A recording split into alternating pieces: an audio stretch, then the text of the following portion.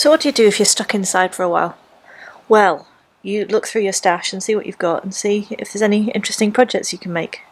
I had this beautiful natural linen, and then I've got quite a few embroidery threads. So I found some complementary colours. And then I've got lots of this braid with bobbles on it. And then I got a few new things. I got a big ball of this chunky wool, and I bought a couple of cushion pads. I actually had these zips from another project. I'm cutting out my fabric. When I make a cushion, I like to make it exactly the same size as the cushion pad. It gives it a really nice plush look. So I cut out two squares that are slightly bigger than my cushion pad, and then two pieces for the back of each cushion. One that's half the width of the cushion, plus a seam allowance on either side, and then one that's about 5 or 6 centimetres wider than that.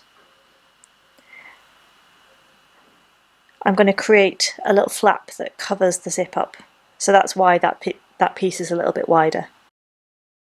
For the first cushion, I decided to do some really simple embroidery on it. So I'm using this grey embroidery thread, and I'm using all 6 strands at once. Just thread it onto a needle, and I'm going to start by doing a really simple running stitch.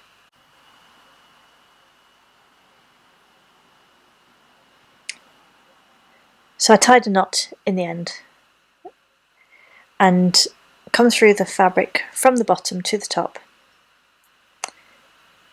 And then once my thread is through, all I do is take the tip of the needle and push it in and out of the fabric a few times. Use my other hand to help guide the fabric. And then when I've got as much on the needle as I can manage, I pull the rest through. Now I really want these cushions to look like relaxed and not too fussy, so I'm not worrying about making my stitches all the same length. In fact, I think this is going to look better if they're not. The look that I'm going for is fabric that's kind of roughly divided up into different rectangles with different lots of stitches in each rectangle. But I'm not worried about keeping them nice and straight or that they're the same size or anything, so I'm not even marking them out. And when I've come to the end of my thread, I'll turn the fabric over and then sew into the back of one of the stitches, making a little slip knot by pushing my needle through the loop of thread. A couple of slip knots in the same place and your thread should hold no problem. So make a couple of knots, and when you're happy that it's not going to move, you can snip off any excess thread you've got. So I've got running stitch that I'm going to do in 2 different ways, but I want something else to break it up, and so I decide to do little rectangles of cross stitch. So to do these, I'm just doing little rows of stitches, little crosses, and to do that I make 1 stitch backwards and then cross it over and do the next stitch forwards.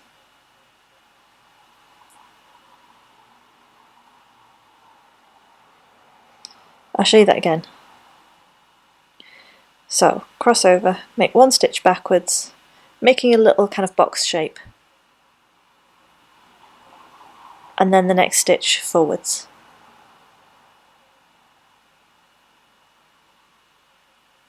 And then you keep on going with that until you've got a row of little X's that are as long as you want.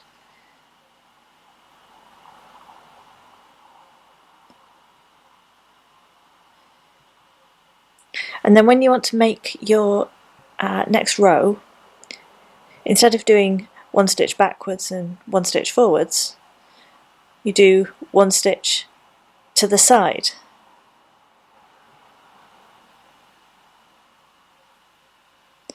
And then another stitch diagonally. And that gets you in position to start the next row. You just have to turn around your fabric and then keep going, making 1 stitch backwards and 1 stitch forwards.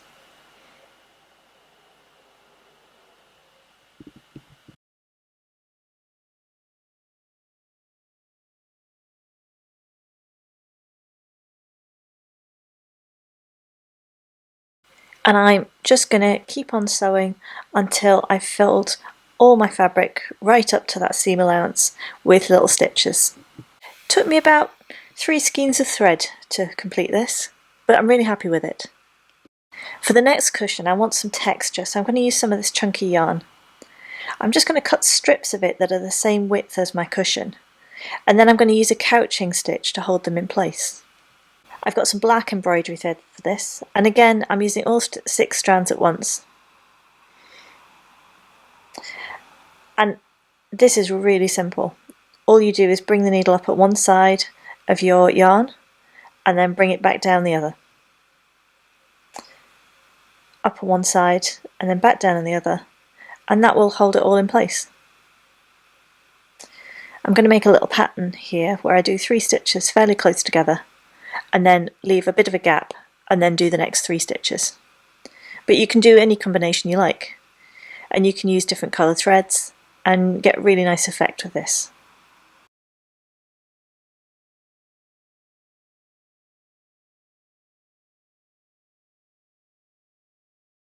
For this next bit, I think a little embroidery hoop is really useful, but don't worry about it if you don't have one. It'll work just as well without. The embroidery hoop just stretches out the fabric, makes it a little bit easier to work with. The other thing that I've got that I brought out for this is a little magic marker pen. This marks fabric and then it slowly disappears, so you can make marks on your fabric knowing that it's not going to be permanent. And I just place a little pattern of dots, and on each dot I'm going to make a French knot.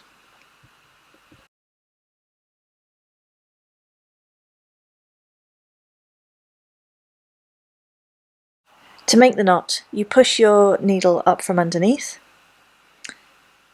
pull your thread all the way through, and then if you hold the tip of your needle fairly close to your fabric and then wrap that end of the thread around it 3 times, and then you push your needle back in right next to where it came out and pull the tail of the thread through, and you're left with a little knot. I've wrapped mine 3 times, but you can do it once or twice, however many you want, depending on what size of knot you want.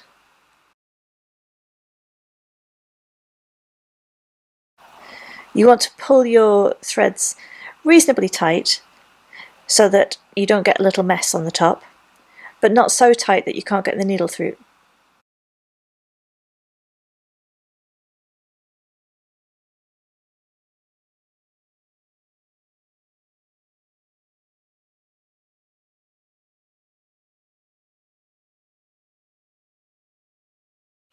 I decided on a couple of rows of these French knot patterns in the centre of the cushion, and I'm really happy with the way this looks. Now to sew the cushions together, I'm going to show you a really simple way of putting the zip in. Except these zips that I already had are just slightly short. If I was buying a zip, I'd make sure it was the same width as the cushion, but these ones are just a little bit off because they were ones I already had. So what I'm doing is I'm sewing some little tabs onto the end of them, and that will just allow me to kind of elongate the zip just a little bit. So a couple of pins will keep that zipper tape in place, and then I'll just sew across, and I do both ends of the zip.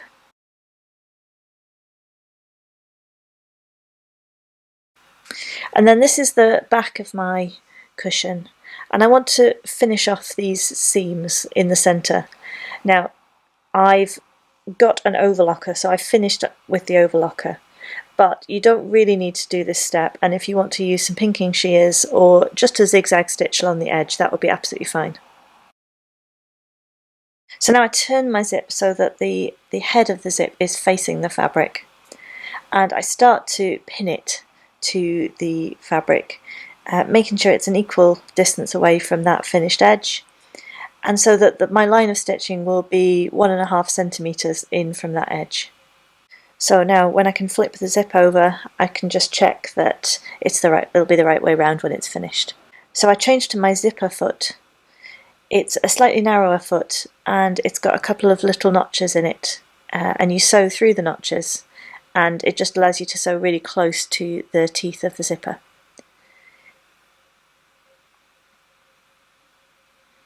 And I simply sew that zipper tape in place. For this zip I don't really need to sew very close to the edge of the teeth. I can leave a fair bit of the tape showing, as long as I make sure I catch it all the way down. Where I come to the head of the zip, I just lift my foot and push the head of the zip past, and then I can continue sewing.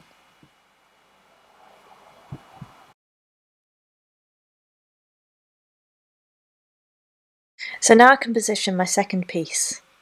I just want to use a tape measure to make sure that I've got the width exactly right. So the width of the cushion plus the seam allowance on either side. And then I'm going to fold back that excess in the middle, making sure the zip's covered. I'll put a couple of pins just to hold it in place, but then I'm going to go and press that so I've got a nice neat edge.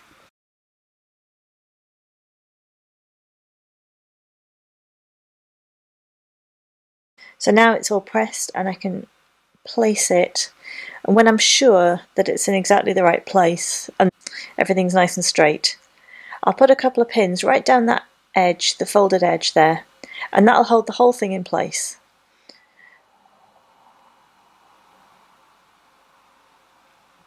Those pins will be far enough away from where I'm sewing not to get in the way.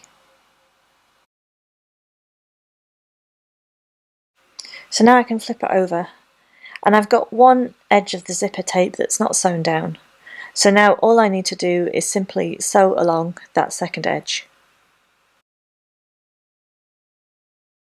So now the back is completely finished. I can take all of those pins out, and then I can sew it to the front of the cushion.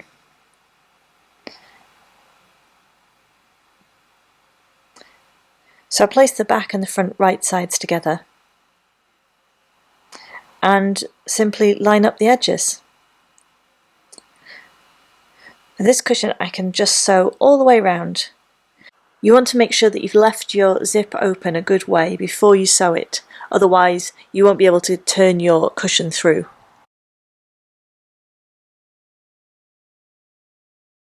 To sew it I'm going to switch back to my regular sewing foot.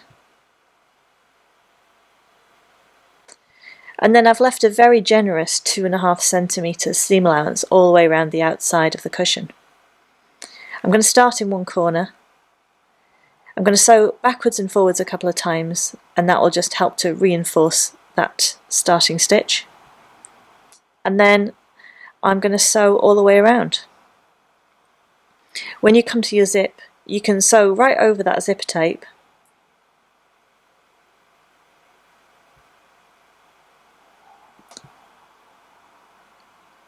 And then when you get to each corner, stop when you're a little way from the edge. Make sure your needle's down, and then you can lift the machine foot and turn your fabric, and you get a really nice sharp corner there.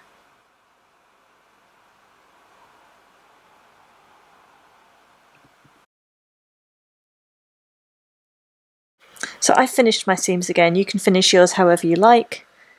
And I'm just snipping off the corners. Make sure you don't cut through any of your stitching, but this will help you get a really nice sharp corner on your cushion. So now you can turn your cushion through that opening that you left in the zip. And I've got a little pokey tool that is really useful for helping you get those corners right out.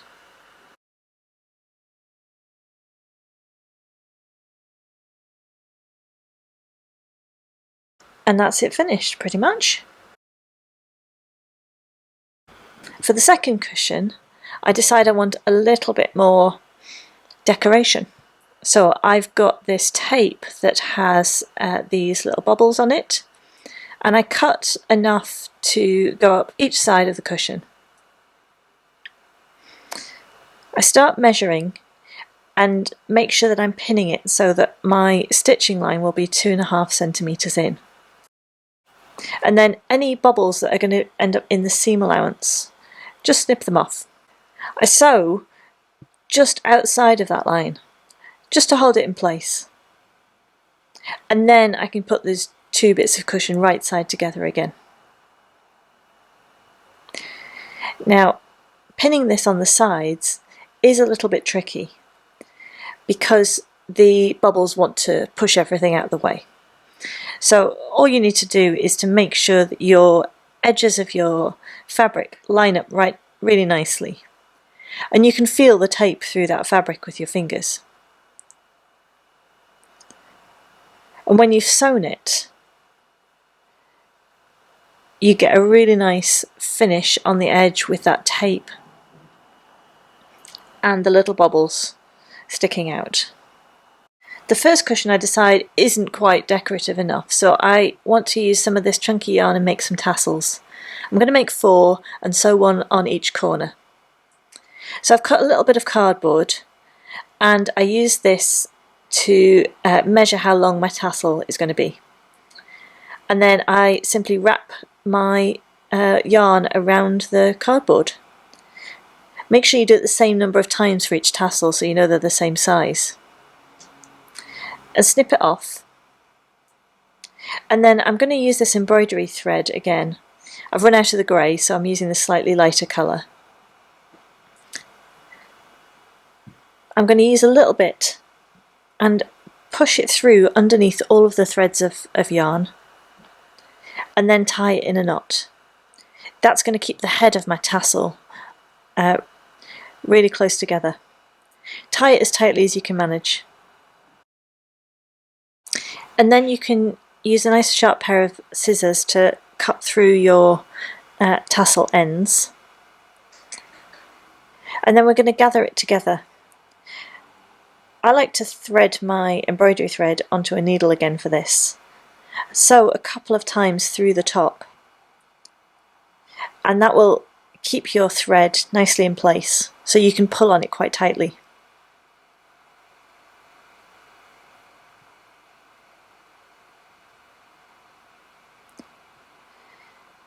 It's at this point that if you've got another pair of hands, it would be really useful.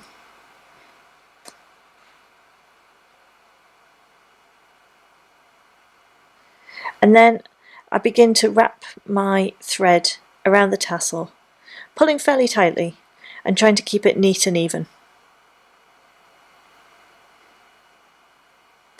When I've wrapped as much of the embroidery thread as I can, I use my needle and sew through a couple of times again.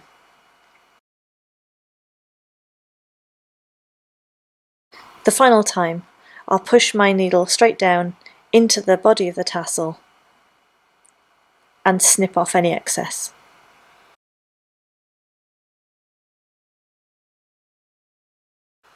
When I gather my tassel together, I can see that some of the ends are a little bit longer than others, so I just hold it nice and tightly and give it a nice bit of a haircut.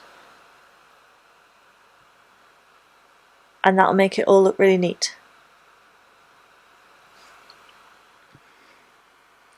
So now each tassel has a couple of pieces of embroidery thread poking out of the top, and you can use those to sew into the corners. So I'm going to sew right through a couple of times with each thread before poking my needle right into the centre of the cushion and pulling the excess thread through. When I've got a couple of threads on each corner, I'll tie them in a knot. That should keep it all nice and secure.